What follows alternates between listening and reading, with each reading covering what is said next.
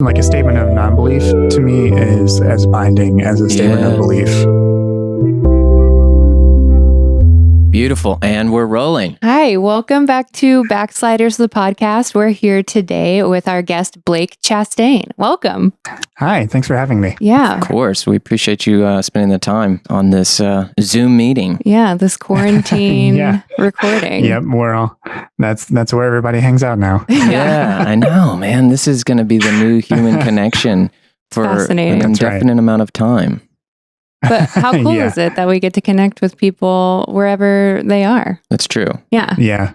So it's true. For those of our listeners who don't know who you are, we found you through your podcast, Exvangelical, and we watched the short documentary. I forget what network it was on, but would you mind kind of telling our listeners who you are and what you make? Sure. Yeah. My name is Blake Chastain, and I am the host of the Exvangelical podcast, which is a podcast that features conversations with people who've left predominantly white evangelicalism in the United States, and also primarily in the United States, and just sort of talking to them about their stories and what caused them to leave, whether they were forced out, whether other circumstances caused them to leave, and where they are now. And I am also one of the moderators and administrators of the Exvangelical Facebook group, which is also very active, grew from like 70 members a few years ago to 6,000 now. Wow. We are also in that. Yeah. Yeah, it's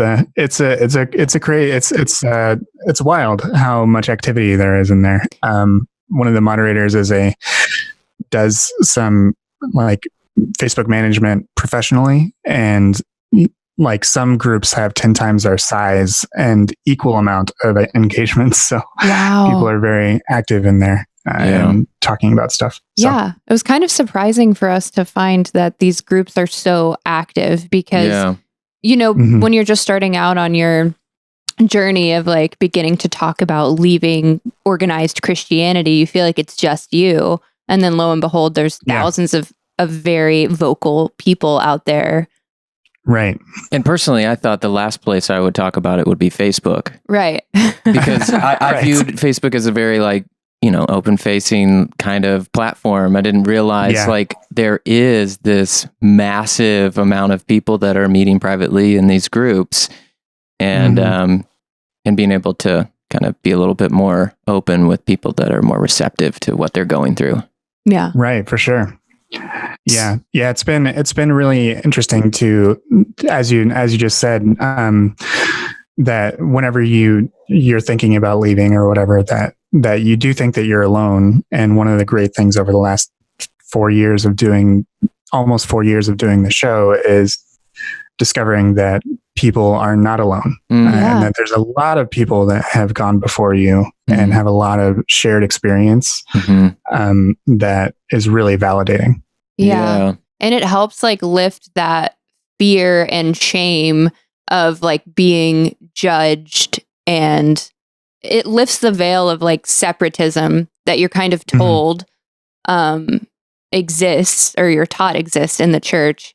And then you leave and there's so many other people that you can lament and heal with. Not really lament, I guess, just express your, maybe a little lamenting. Lamenting is okay. Yeah. I think that's fair. I think like grief is a pretty common way to describe what we all sort of feel when we lose either our individual faith or our community or both. Yeah. If I remember correctly, you grew up in the Midwest, in Indiana, correct? That's right. Yep. So I grew up in small town Indiana, a place called Crawfordsville. It's not famous for much. For you. It's famous for you. The infamous Exvangelical. Were your parents in your household, was it a big part of your Christian upbringing? Yeah. So we grew up going to a United Methodist Church, which is considered a mainline denomination, especially by a lot of more smaller conservative denominations. But one thing about the UM Church is that it often sort of takes on a lot of what I call like local flavor. So if it's a small town, mostly white place, then it's probably going to be more conservative and rural than if you went to a United Methodist Church here where I live now in Chicago. It might be very progressive. And so even though I had a bit of like call and response and that sort of stuff that's not common in other parts of evangelicalism, it still was primarily conservative, with some exceptions. Like I do remember having women as pastors from a very young age. Oh, interesting. That was quite exceptional. And I do have pretty fond memories and relatively positive memories of a lot of my like youth in church spaces. It was more when I went to into high school and got involved in the like late 90s youth group culture, and then went to college at Indiana Wesleyan that I started to really push back against a lot of stuff. Yeah, I mean, I can relate to that in a lot of ways. You know, it's hard to like feel bad about summer Bible camp as a right. That's just fun. I mean, I will say personally, my dad was a pastor of like a non-denominational, charismatic kind of. I would say it borrowed from, a Pentecostal religion, but it was its own sect called the Way. I don't know if you've ever come across it, but my parents had left that denomination or non-denomination denomination right. and started their own church. But we were definitely encouraged to like practice all the gifts. You know, if you weren't speaking in tongues, you weren't living up to like your abilities. So I remember as a kid pushing back on speaking in tongues and feeling a little. I finally told my dad, I was like, I felt like you hated me because I wouldn't speak in tongues. Oh, really? Yeah. So I kind of can relate to the idea of not feeling bad about your youth experience, but at the same time, I did feel bad at sometimes. Absolutely. I mean, there are. I mean, for a lot of people, it's a mix of positive and negative, right? Yeah. And you have to at least acknowledge that that's the case, even if you do have a lot of negative experiences to process and like heal over. There are still some things that are nice. Yeah. And it's also nice to, outside of it, realize that it's gray, much like everything. The binary is a lie. It's not like good or bad. It's a mix and a mesh of everything, just like life. It's a basket. It's a basket woven together, and it's like, trying to unweave those rotting cords, I guess. Yeah. Yeah. Did you go to school for ministry? I with the intent of wanting to be a minister. So when I felt the call to ministry at the ripe old age of like 17 or whatever. And I chose my college with that in mind. And I actually ended up having like a very big crisis of faith in my sophomore year of college when I started studying biblical Greek. And I didn't really notice or know until I started studying it that how much I really believed in the like literal translation of the Bible, or that everything was inerrant. And when you study biblical Greek, that just falls apart like pretty quickly. And it was also sort of overshadowed by, I was in a history major as well. Like my school is really big on double majors. So I was a history major and a Bible major. And we were being taught these things about the biblical Christian worldview, which was really just de facto like Christian nationalism and republicanism. And I couldn't reconcile the fact that like me studying the Bible was making me more socially and politically liberal. And they wanted me to be like really conservative. And they were saying that this one particular professor, the like chair of the history department in particular, would not accept anything but his own interpretation back of this biblical Christian worldview, which just, completely disagreed with. So that was where things sort of fell apart, and I went away from wanting to be a pastor. Though it's certainly not an evangelical pastor, though that's something I've, tiptoed up to and then walked away from more than once in life. Yeah. So how many years, I mean, I guess it was quite a few before you started Exvangelical. When did Exvangelical start? I started the podcast in July of 2016, the same week of the Republican National Convention that year. Nice. So yeah, I got in college, I got far more interested in the religious rights and its influence over evangelicalism and sort of my childhood and the country, and really kept studying that through graduate school and things like that. Also started studying like what's called creation care theology, which is this theology that's environmentally informed and tries to work in these like themes of ecological stewardship that can be found in places like the biblical narrative, into someone's practice of Christianity. And I tried to sort of revive my faith that way, but I was also in evangelical spaces, and still sort of quietly much more liberal than the places I was. And then when in 2014, we had a disagreement with our small church that over egalitarianism, basically. We had a daughter, and there was no way that my wife or I would really want her to be told that she was any less than, especially in any religious context. That just would not be acceptable. And so we told that to the pastor, and even though we tried to reconcile things, we couldn't. And then that's when we got like Holy Ghosted by the which I don't know where I first heard that term, but it's so totally relatable. Good. I'm sorry. I mean, I can totally relate to this because once you like kind of vocalize something that they can't wrap their head around in relation to their doctrine or theology, they'll just be like, gotta get away. Right. Yep. And then they just all disappear from your life. And it's crazy. Like that's happened even within my marriage. We've attended a couple of churches for a few years, and like either we stop attending and no one calls us, or like there's a break between the leadership or whatever. And again, no one calls us. Right. And that's a huge loss. And one of the things that I think a lot of people find common ground with is that loss of community when someone decides to leave. So there was a 10, almost 11 year gap between me graduating school or undergrad, and then starting the podcast and really deciding that, well, it'd be really interesting to explore these things in public, So that was your first find other people. Public exploration of that. Yeah. Was that scary? And I think,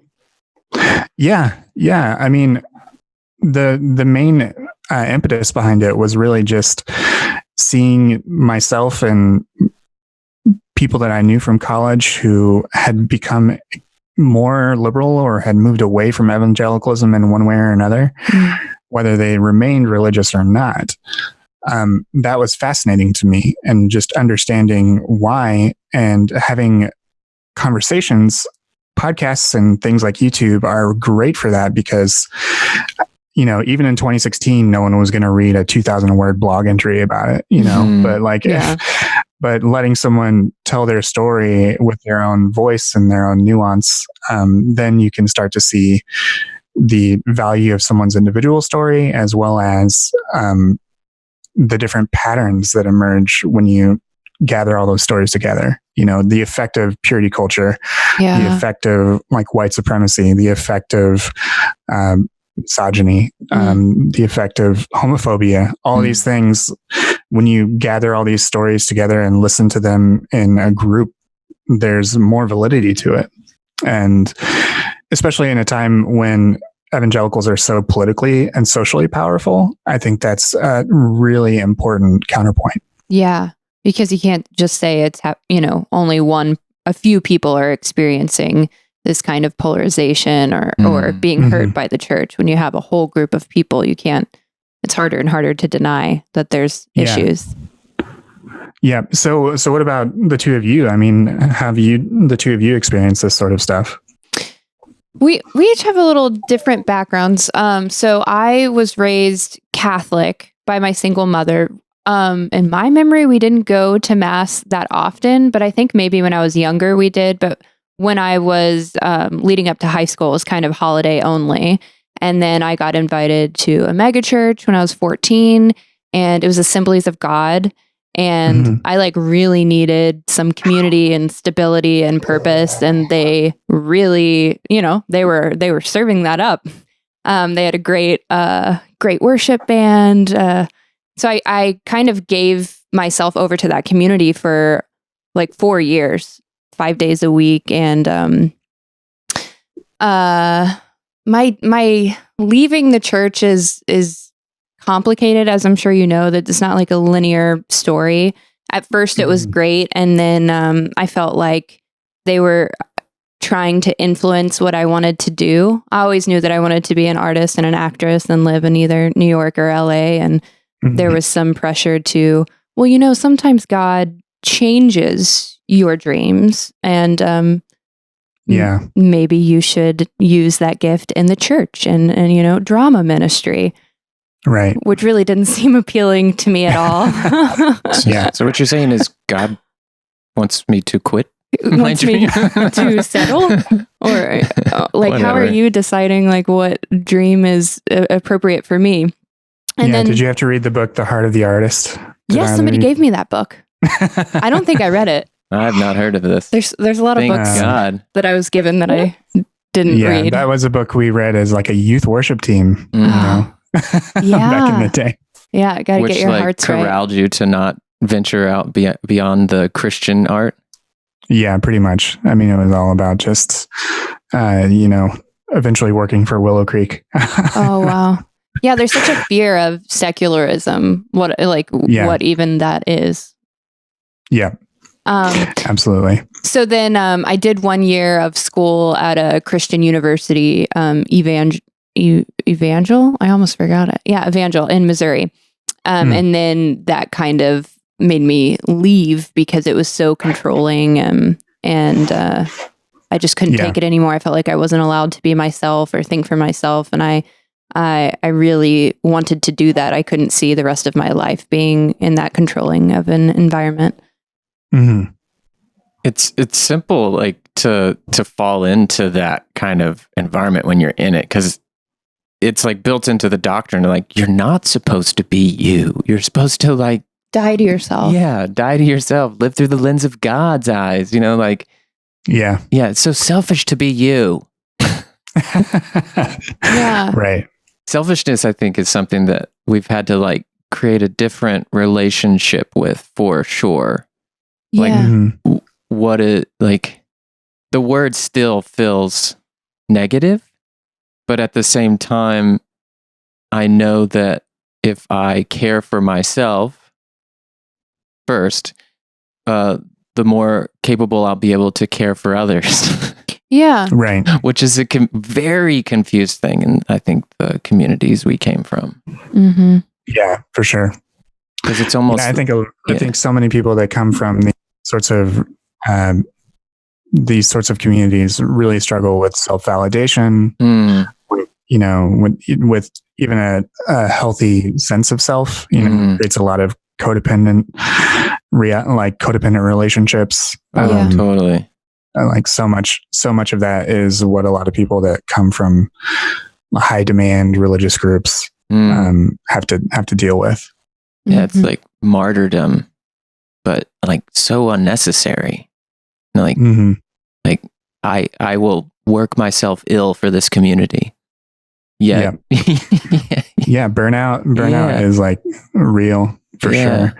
Whenever there's some sort of small house church that only has a couple dozen members, and there's the inner circle of volunteers that do everything and are just burned out, and then they flame out. Yeah. That's kind of what my parents were doing. They had like they call it like a twigs and branches, and you know what I mean? All these different names for sizes of home churches. So there would be like once a month we'd all get together, and I guess that'd be like a branch fellowship. And then, every week, the other 3 weeks of the month would be like twig fellowships. So nice. I get that. I went to root group. So root the other, group. the other end, we love trees. The other end of the tree. Related. Wow. I had a fiddly fig women's group.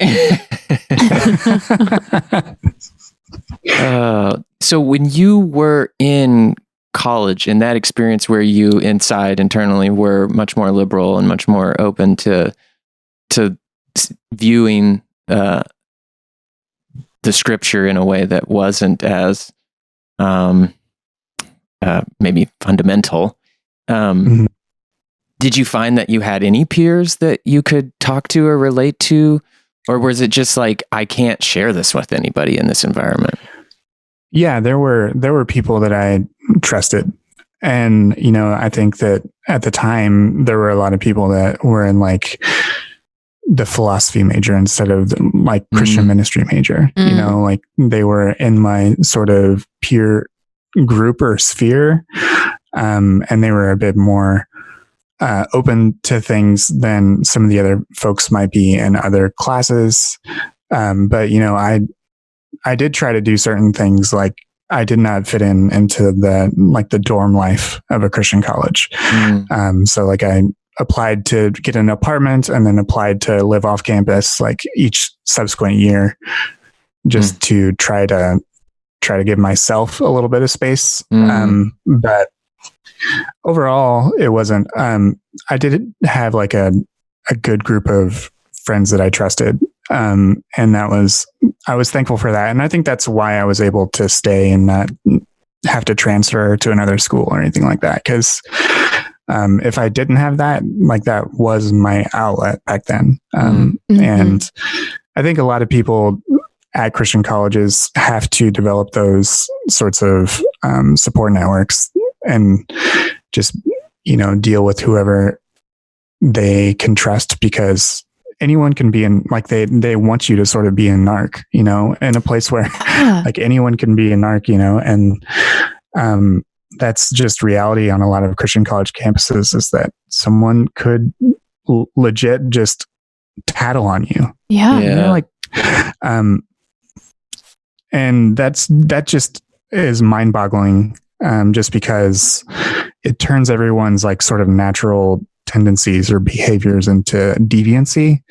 And that's just not healthy at all. Like, four on the floor all the time, open door policy, these are not things that other Christian or other college students have to deal with. And they shouldn't have to. They're also like anti-freedom, which is ironic, Yeah. It's really for strange. Sure. Yeah, I feel like I would say even outside of Christian universities that need to find people you can unmask with even in church exists. And because it might not be the fear of somebody tattling on you to a professor or whoever's in charge of school, but pastor or youth group leaders or things like that. And that's one thing that I really don't miss is like the need to kind of perform certain versions of myself with certain people so that they wouldn't think that I was a sinner or not a good enough Christian woman or girl. Or felt like sorry for. Yeah. I think that's the worst feeling.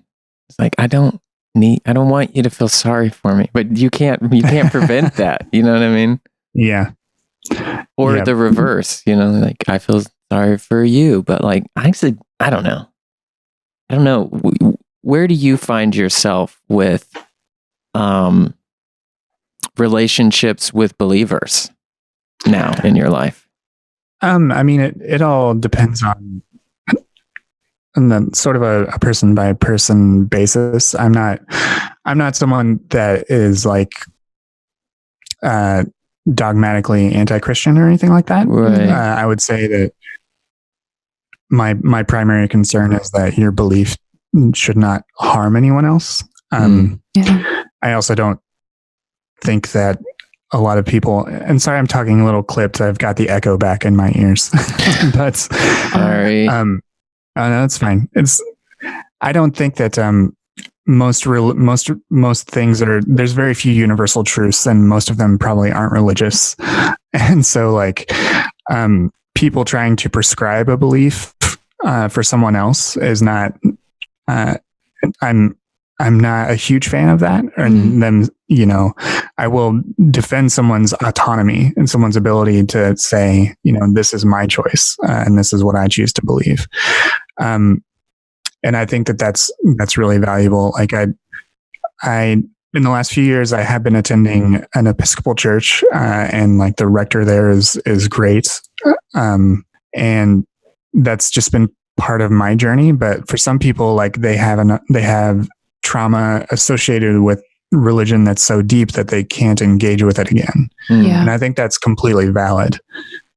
So like I affirm both a path of people moving into a more progressive form of belief, as well as people leaving their faith altogether. And then when it comes to believers, which was your initial question, like I do evangelical believers, I will not hide my opinion of white evangelicalism. But I do understand that they're also people, and they also have these other things into their beliefs or to, in particular, their communities, and try to be humane about that and acknowledge that for some people, that's the only community they have and they don't have any other options. But also encourage them to speak up in those communities and not settle for a type of complacency that is okay with the things like the Trump administration, anything involved with the Trump administration, to be honest, which is antithetical to my understanding of any of Jesus of Nazareth's teachings. So, and that's the guy that they're supposed to be following, not Trump. So it is very confusing. It's extremely confusing. Our families are from the South, and our parents are Trump supporters, and it's hard to understand them. While at the same time, like I get that, you know, one of the political parties has been co-opted and sold as the Christian party, which means that whoever is elected, they should support, even if it's clear that they're not Christian. It's just very confusing. That's all. That's the end of my point.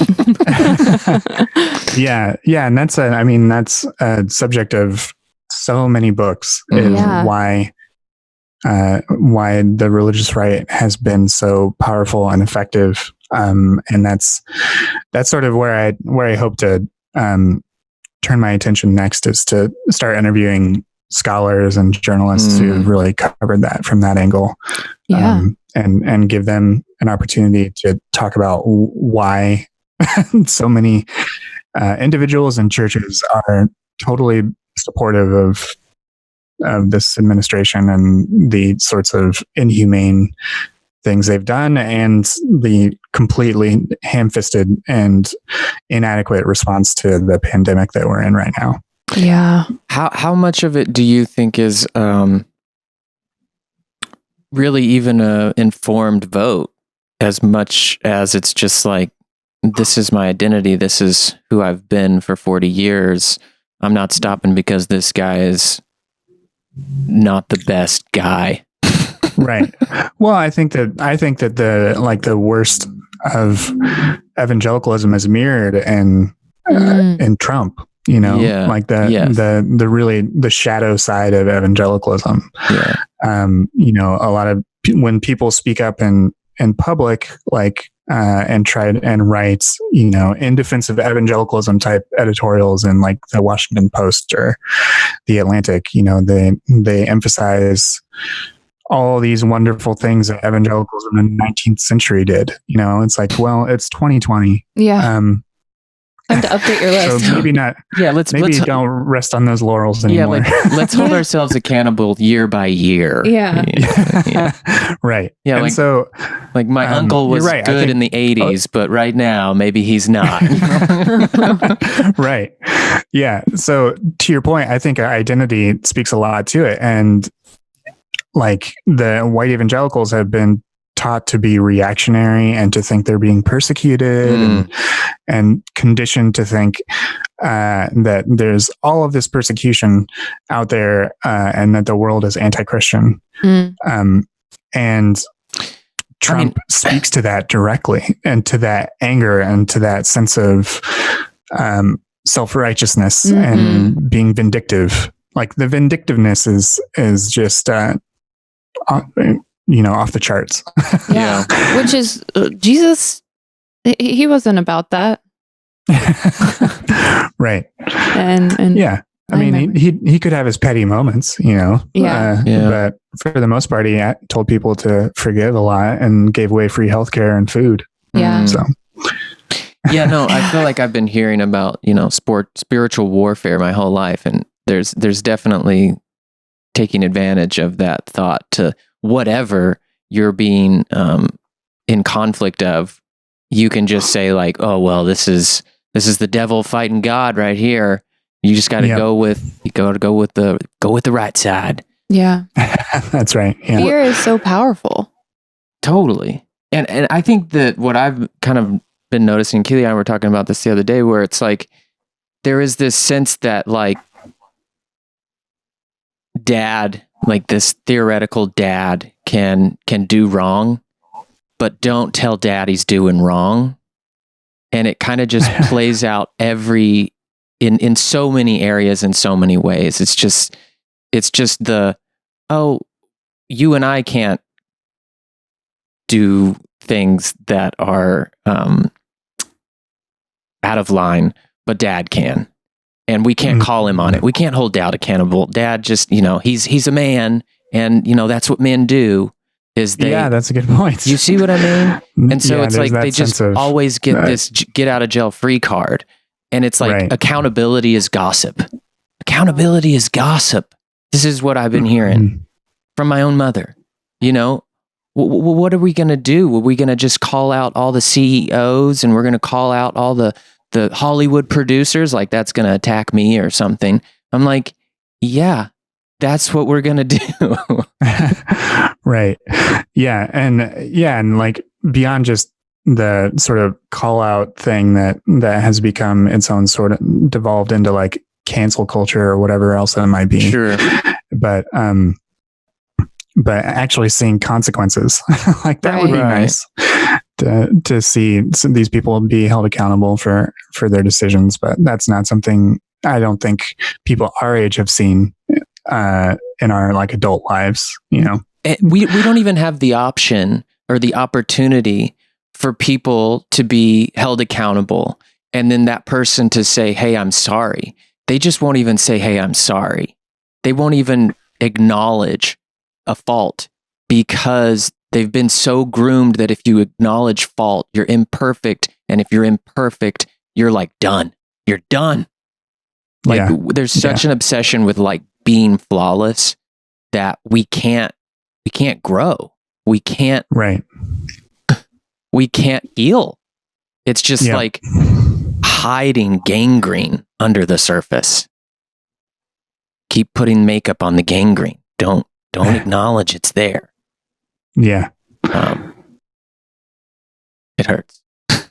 Yeah, it hurts. It hurts all of us. And I don't know. It kind of gets overwhelming sometimes.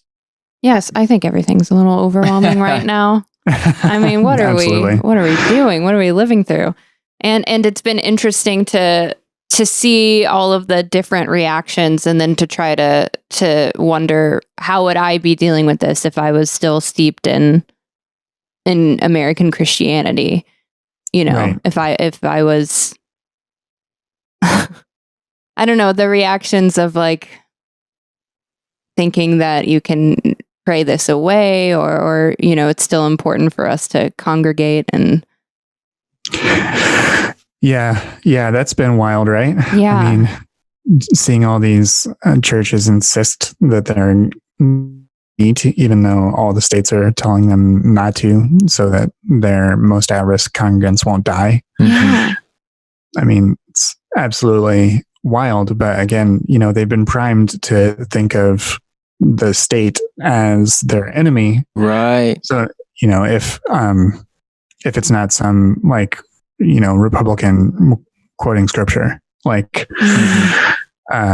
it's really, really sad to see that as the case. I shared on Twitter, I'm just sort of tired of levels of anger and grief over things that just are so disappointing to see in the communities that we came from. Yeah. It makes me, I relate to that. I feel very tired and weary and kind of just at a loss of what to do or say. And my mom, who growing up was never, I don't remember her talking to me about hell or about Jesus coming back, which doesn't even seem like, I don't think Catholics talk about that much. And she was definitely very uncomfortable when I went through my religious phase and was going to a church that spoke in tongues and we were raising our hands and things like that.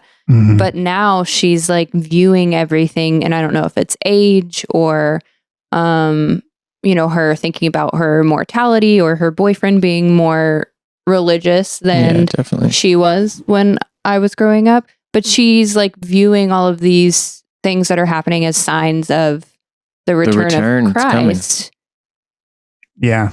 And it's very strange for me to see that in my mom for the first time, and also see it's a little frustrating because there's kind of not that I want to judge her or anyone who believes that way, but it's kind of a cop-out from responsibility, in my opinion.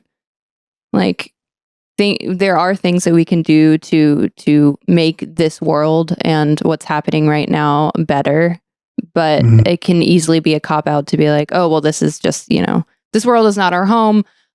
Jesus is coming back. So, I mean, what are we worried about pollution for? Or a pandemic. Yeah. That's that type of, it's all going to burn one day way of thinking is just, it doesn't serve anyone. It doesn't serve anyone. Even the people that are currently old, we always say, you're not going to see the consequences of climate change. And that's to older relatives. And that's true. It's also well, I mean, shouldn't you care for your descendants? Yeah. That's the thing that always confuses me. It's they're calling for it now, We're supposed to sacrifice our older generation for the economy, right? Oh my gosh. Yeah, that was wild. I mean, Texas. Yikes. Welcome. Maybe we shouldn't do that, guys. I still got a couple more years in me. Not me. Man. But and you don't have to talk about this if you don't want to, but what has your family's reaction to your evolution of faith been? It's been I would say mixed, and some don't share my views and don't necessarily engage with me on it. And then others are more interested than standoffish. But for the most part, we do have an understanding, and whether we talk about my work and through the podcast and that sort of thing, is for the most part, they know that I have put a lot of thought into this, and that it's not something that, it's always been something that I took really seriously. And I think that's always one sort of unfortunate thing when people have strained relationships with their family, because a lot of people that have left, they were the people that were on fire for God or zealous or whatever. And they really wanted it to be what was taught. Yeah. They believed it. They were the good kids. And whenever that ends up not being the case. And they grow as a person, and they need some other type of spirituality, or they can't accept the doctrines anymore. Because it's no longer healthy for them. Like, it's unfortunate when family members can't understand and respect that. But for the most part, I would say I'm on good terms with my family, even if we don't like talk right. about this stuff, Yeah. But I'm confident in my ability to talk about these things. I know I've thought about it. I know I've done my work. So like, if they ever wanted to, I'd be happy to. I mean, I talk about it publicly. Why wouldn't I talk about it with someone privately? Yeah. But yeah. And it seems like at least what we've found since we've like stepped away has been, there's no longer a pressure to change someone's experience. Like, I felt in Christianity, like there is a pressure, like you need to make sure these people are followers of Christ, because otherwise they're going to be going to hell. And so there's a concern and a need for them to believe and live a certain way. But once you step away from that, there's this pressure lifted. I mean, obviously we can be frustrated when we feel like people are being hypocrites or not being loving to one another, but there's not that same pressure to change the outcome of what the person you're talking with believes. Which is nice. Yeah. And I think you can still have that like spidey sense tingling of like when people are sad that you're not their type of Christian anymore, or not a Christian at all. Like, and they can be sad, but like they still need to be able to respect your choice to find a different path for yourself that may not include the tradition you came from. Yeah. So yeah, like those things can still exist in relationship, and it can still be that like part of the backdrop, but hopefully over time people can learn to accept you. And like, I mean, it's not as if the term exvangelical or any other related term should be the thing that like encapsulates your entire person. To me, it's like it describes part of your experience, but it doesn't necessarily say what you believe now, like, because that's up to you. The whole point is for you to be able to like acknowledge to another person, hey, I had this experience too, but now I'm, Buddhist or atheist or whatever, but I can relate to you. And that's a feature, not a bug. Like, I don't want to replace evangelicalism in someone's life. I don't think that's valuable. That's why we left. You don't want to recreate the thing you were trying to escape. But true. So what, and this is no light question, but what do you believe now? Yeah. I mean, I would say I'm, somewhere along the lines of like a Christian style agnostic. Like, I would say, like, I do still find inspiration from some elements of from some parts of the Christian tradition. It's been very different for me over the last year in particular, which I won't get into everything involving that, but then I also have a lot of respect for Buddhism and its understanding of like how it can be applied to our own understanding of psychology and the value of meditation. And like when it comes to other parts of religion or philosophy, like I'm universalist. I don't believe in a hell. And I don't know what other sort of adjectives to add. Probably like panentheistic, meaning that like if there is any sense of divinity, it exists in all of us. And then, oh, I didn't know that term. I like it. So it's like, it's a slightly different than pantheism. But it's basically like a bit of divinity is in everything. So yeah, I do. One thing that I've taken comfort in over the last few years is part of a book by Thich Nhat Hanh, who's a Buddhist, and he wrote a book called Living Buddha, Living Christ. And he basically compared the two religions and their different practices. And coming from a place where I had a lot of fundamentalist beliefs and have shed those, the most meaningful part of that book to me was when he talked about, he said that your beliefs will change over time. That's just part of life. Like, your beliefs will change. It's your practices that sustain you, and shape you. And to him, that meant like the things from within the Buddhist tradition of living in the present moment and and all of those different things that Buddhism teaches you. And to me, I'm trying to apply that to my own life and say, okay, my beliefs continue to change, but what am I doing that brings me back and focuses me on other people and on myself and tries to make me a better person and a more satisfied person? Yeah. But for me, my own sort of axiom or whatever my own saying is wholeness over holiness, which I think is more valuable than chasing some sense of holiness that we were taught, because it ends up becoming a really toxic mess. Yeah. Yeah, it's like a treadmill of failure almost. Yes. And it's outside of you. It's always trying to meet like a set of standards or conditions that are different than what you are. And right.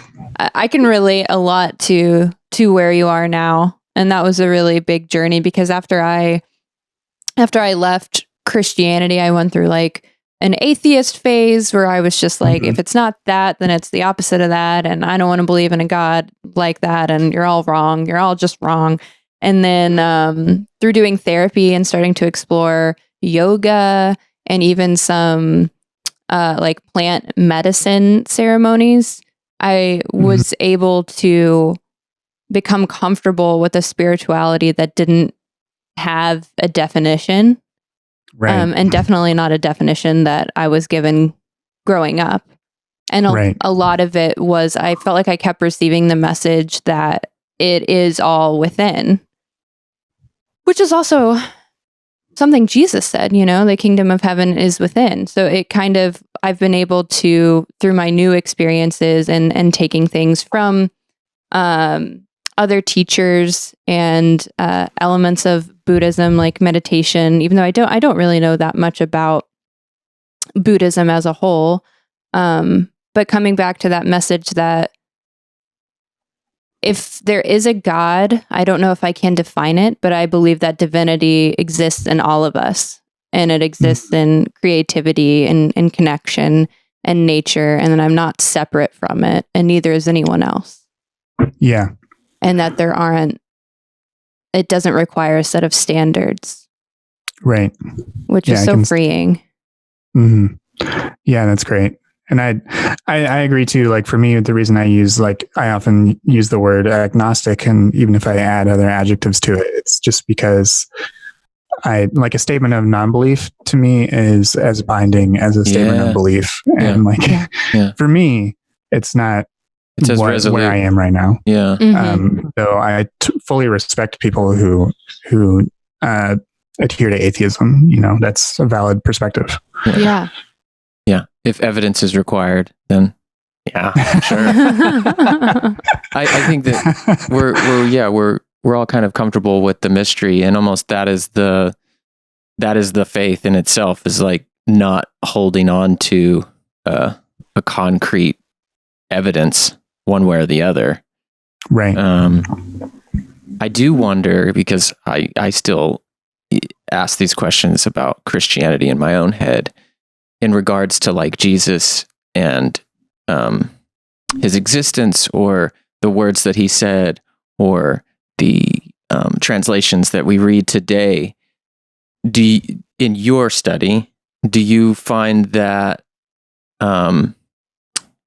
he kind of points to this feeling that we all kind of share in this divinity within us all, if there is divinity? Kind of a universalist kind of viewpoint.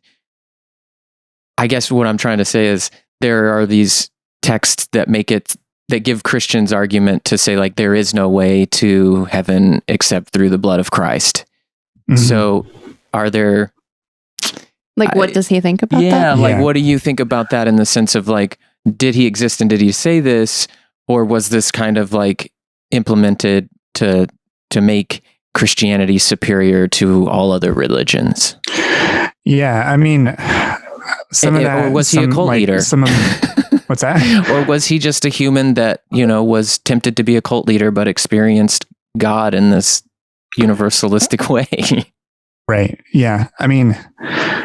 For me, when it comes to thinking about the historical Jesus and that sort of thing, I tend to always want to like emphasize how Jesus is presented in the Gospels, because Paul ends up writing all this other stuff, and a really good book about like early Christianity is Reza Aslan's Zealot. Where he talks about the historical Jesus as well as the development of the early church and the different conflicts like between Paul and James, the brother of Jesus, and all these different things that led to so many historical changes within Christianity. And I think going back to like the Jesus as presented in the Gospels, he's, as odd as it might sound, he does come across as, not always perfect. Like that's a doctrine for sure, that he was perfect and sinless, but, sometimes he talked back to women, something like he wasn't always nice. He could do things that were, spiteful. He talks about like, splitting apart families, the coming between brother and brother and all those different things. Like, but what I see and one of the things I was thankful for in my Christian college was that my New Testament teachers taught me to try to look for the character of God in the different stories and within the biblical narrative, and the character of God within the Gospels is primarily and especially the synoptic Gospels, Matthew, Mark, and Luke. This is someone whose ministry was primarily about healing people, feeding them, and then, teaching them how to try to be better and maybe subvert the government along the way and not pay your taxes. It's sometimes it's hard to take that part of Jesus away from everything that is associated with him. But I think that I do think he existed. Mm-hmm. I think when you get into like the heavy scholarship of it, there's probably Mark is the earliest gospel and John is the latest historically. And so I don't know. I feel like I could ramble on and about it, but I don't know how much is attributed to him versus things he actually said, all those different things. But the character of Jesus that's presented is overall one that tries to teach us to be better. And I don't see that represented in white evangelicalism. Sure. Right. Sure. That makes sense. So your enjoyment with Buddhism, do you feel like there's this correlation in regards to taking this character and kind of history just taking over and passing that story and narrative along to kind of just help humanity? And it's similar to how the story of Jesus has survived this long, and maybe some of these specifics were peppered in and may or may not be as accurate, but the character narrative still lives and is something to draw from. Yeah. And I don't know enough, like, I don't know nearly as much about Buddhism or other traditions rather, and the development of their particular texts. But I do think that there is something about the nature of stories and the way in which they are really malleable. Like if you wanted, it's not a religion, but like I'm a big comic book nerd too. And like there's parts of comic books that like there's the core of the character, and then there are all these things that come along over time, and they cause shifts in the character. Even like the ones that are like tentpoles in our culture right now of DC and Marvel, like Superman. If you go back to his first appearances, he was like he couldn't fly, but he was super strong. Like all these different things, and over time, these things become associated with him. And I think that is part of stories and myths and legends and all those things, whether they are religious or fictional. Yeah. Oh, yeah. I've never thought about that. That's really interesting. There's kind of like a game of telephone going on a little bit in all the different translations and teachings. Big Fish Jesus. Big Fish. What's your favorite comic book character? Oh, man. Good question. Now he's stumped. Yeah. He doesn't want to be attacked. I'll finally stop rambling. I mean, I do like a lot of Marvel characters. Yeah.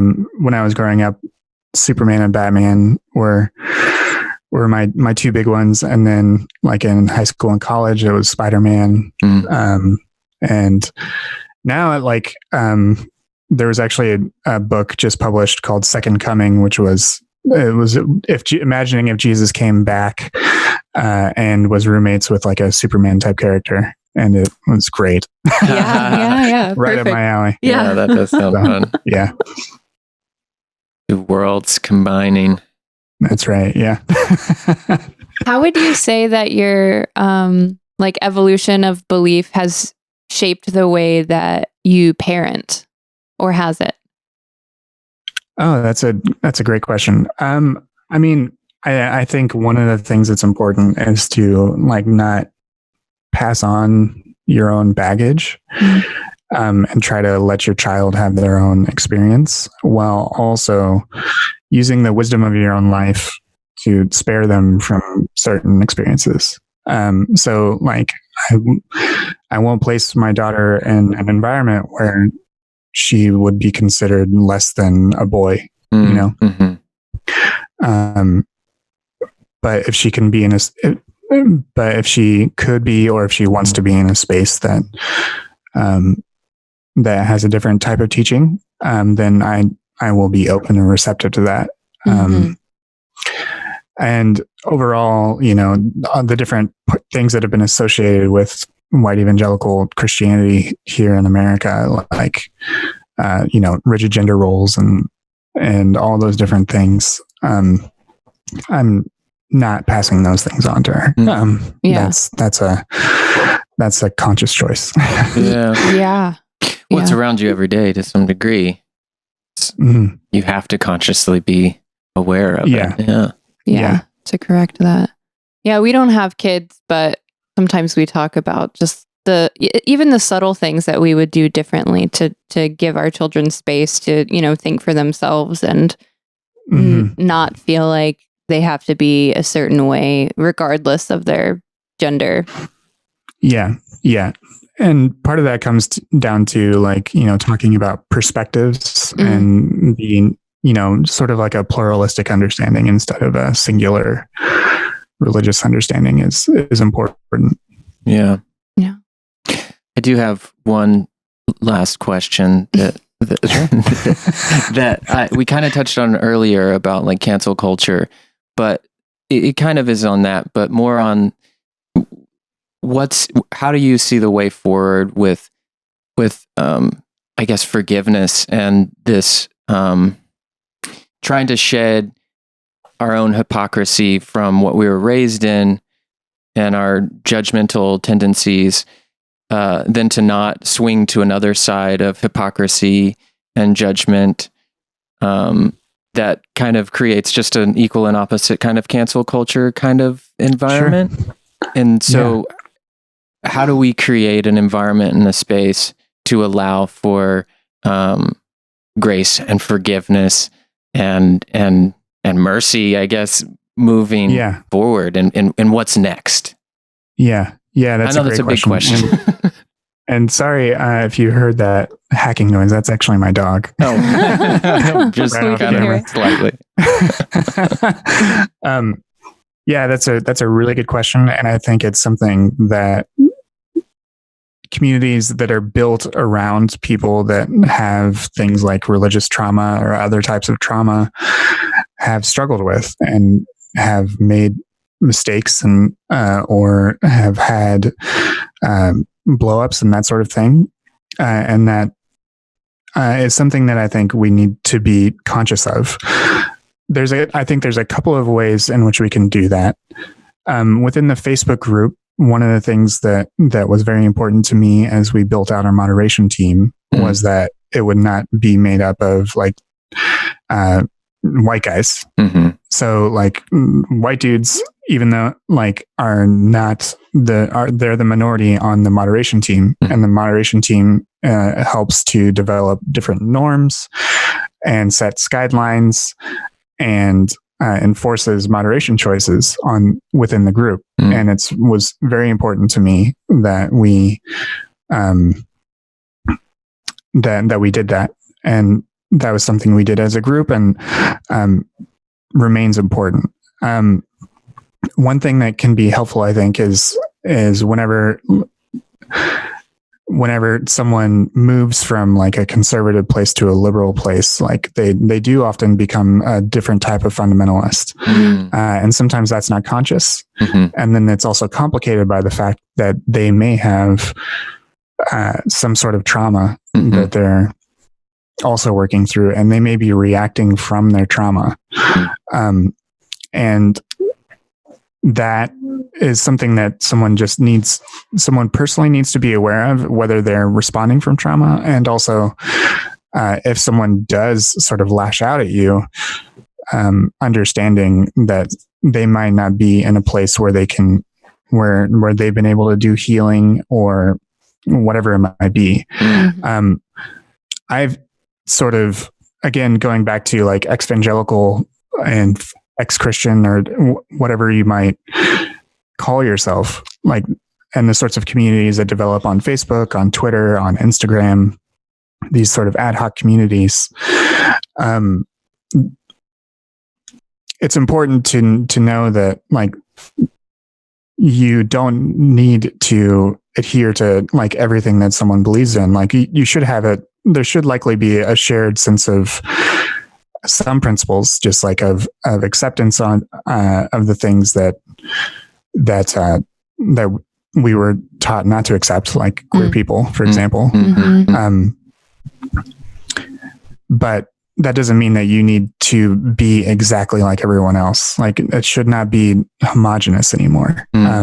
And that is something that I think we're still learning, and I don't know what to say about like forgiveness, other than it seems like it is a very personal thing. And it's also, you know, that whole 70 times 7 thing that does have some truth to it. Like there's a process to it. And I do hope that those sorts of understandings of people's shared experiences, of their acknowledgement of other people's trauma, all of those things can help to create an environment that does have some grace or some mercy in it too. Yeah. But that's a great question, and I think we're still learning, and like there's still going to be it's not always going to be smooth, but we're going to try where we can. It almost feels like the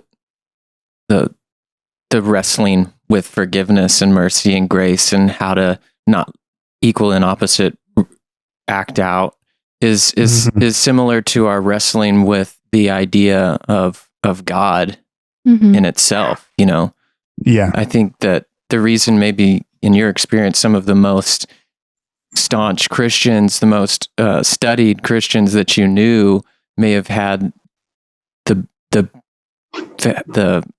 quickest reversal in some regards was because they were actually like studying and they were like really wrestling with God. And so to have an honest wrestle without just this like blind faith or this just like non-questioning relationship with something you don't even know. I can have a relationship with someone that I don't know, but it's not necessarily going to be real and authentic. So that relationship with forgiveness might just be as difficult. Mm-hmm. Yeah. It probably is. Yeah.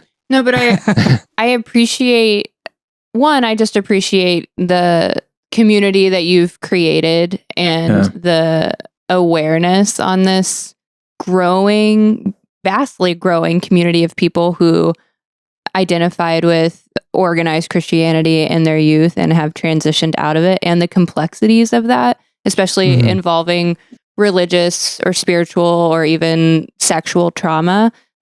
A small part of my story or not a small part, but that I didn't mention was that there was also a youth leader in the church that I was involved in that was grooming me while I was there, that did sexually abuse me when I was of age enough for him to not get in trouble for it. And there were no repercussions of that in the church. And there wasn't, like, as I'm sure you know from all of the research and all of the people you've talked to, there's not a space for women or people who are abused to be supported because people want to bury it. And well, it's not even considered abuse. It's just like, women, you guys fail. But I think that was a part of why I was so angry for so many years and couldn't believe in a God and really had a disdain for organized religion. And through therapy and other means of learning how to take care of myself and work through that, I'm now in a place where I'm less angry and I am able to look at religion and see the good in it and even see the good from my experience in Christianity. But I just want to thank you for what you've created and for the research that you're doing and the voice that you're giving to a lot of people. We really appreciate it and we're big fans. Yeah. Yeah. Thank you so much. That means a lot. Yeah. It's, as you said earlier, like it's so, I mean, this is something we believe in and we will always keep repeating it, but stories are so healing. They're medicine. And every time we hear someone else's story, it helps us feel less alone, validated, and heal, not denied. So thank you for being on this podcast. Do you want to tell people how they can find you? Sure. Yeah, you can find the Exvangelical podcast on Apple Podcasts or Spotify or whichever other app you use. There's also information at exvangelicalpodcast.com. And I've also started doing a weekly newsletter called the Post-Evangelical Post because all my ideas begin as puns. You can also find me on Twitter at brchastain, and you can find the group at facebook.com/groups/exvangelical. Thank you. We will we'll post all those links for you. Yes. And if anyone's listening or watching, this has been Backsliders Podcast. Thank you guys so much. If you enjoyed this podcast, please rate, review, subscribe, maybe share it with a friend, help them feel less alone. We appreciate it. And signing off. Right, thank you. Thank you so much. No, I'm not saying that it wasn't real. I'm just saying that you made me feel bad. Don't try making me a better deal. I'm done with you and I'm fine with that, and that's that.